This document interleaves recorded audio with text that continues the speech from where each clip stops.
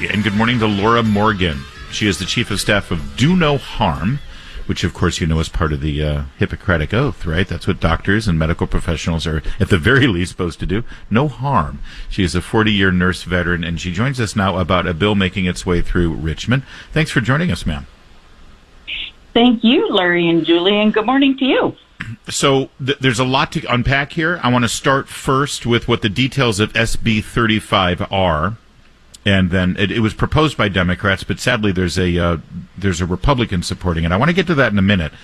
But on the face of it, this proposes mandatory implicit bias training for nurses. And when I look at implicit bias training, and I've tried to unpack this and see lots of examples of it, it's basically usually vast majority of time set up in such a way where the curriculum forces the individual taking that training to admit their built-in biases, to admit, basically, you're not going to get your license renewed if you're a nurse right now in Virginia unless you do some sort of, sit in front of a tribunal and say, yes, I'm racist. Is that, I know I'm painting with broad strokes, but that's what these usually end up being.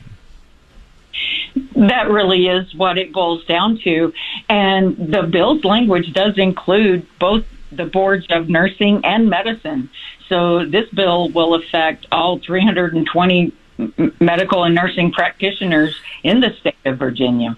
Wow. And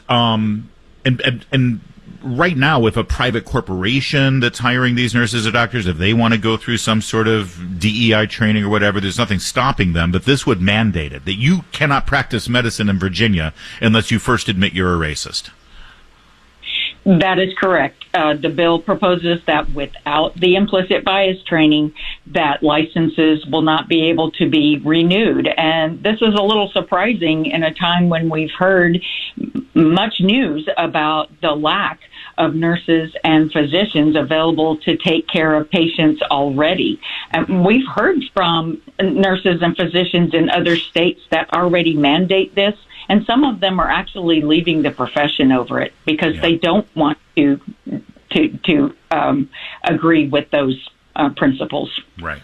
Laura, isn't this also already sort of a part of your training? Aren't you taught as a nurse or anyone in the medical field that you are to treat people equally, that you're supposed to give equal care, that you're not supposed to consider things like race or sex or any of the, like, you're just supposed to give good care. So I find this so insulting, again, because it assumes you all are, there's bad people in this industry. But again, if you could sort of shed light on the fact that this is already part of your training to give people good care no matter who they are. Julie, it always has been from day one. And the word you used, insulting, is the one that other practitioners use when they contact us about what can I do about this training. And indeed, physicians and nurses are taught from day one that you treat all your patients equally. But unfortunately, concepts like implicit bias go along with other concepts such as health equity, which doesn't have anything to do with equality. I think also people are afraid that these sort of concepts introduce ideas like, let's sort people into different groups. You are an oppressor, you are oppressed, you have benefit because of the color of your skin or because of what sex you are. Don't you feel like some of these trainings almost introduce these concepts that before people weren't really thinking about? 100%. And, by the time medical students get to med school, they've already had years of indoctrination of this because it goes all the way through the undergraduate system of higher education. And, it's surprising that Republicans in Virginia would vote for such a thing when Republicans in other states are voting to move away from it. Yeah, that brings us to Senator Chris Head. Don't know the man. He's down in the Roanoke area, but apparently he has crossed lines in the Senate, and he has supported this as well. What is he thinking? I'm not sure. It's really disappointing that this happens because the concepts of implicit bias are really in direct opposition to what equality means. To go along with the in which we need to bring about some sort of utopian state of health equity, which is not achievable, is very surprising. This is Senate Bill 35, and Republican Chris Head has actually co-sponsored it. He's the only Republican who's spoken on it. And this is at a time, by the way, when DEI, this whole diversity, equity, inclusion, which is basically sort of manifest in this bill, it's finally being scrutinized and being removed either from college campuses. We saw it play out in Harvard earlier this year. Corporations are defunding their DEI programs right now. He's going in the wrong direction. There's no way Governor Youngkin would sign this, even if it makes it up to his desk, would he?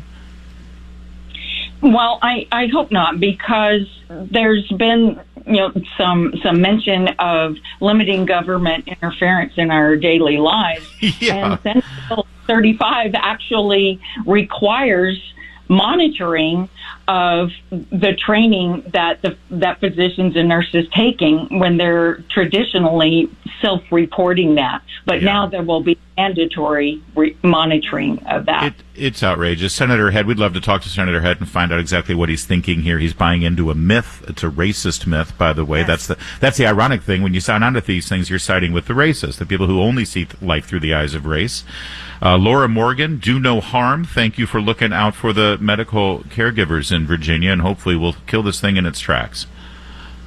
We appreciate it and would love your listeners to go to donoharmmedicine.org and see the work we're doing. Thank you, ma'am. It is 7:40.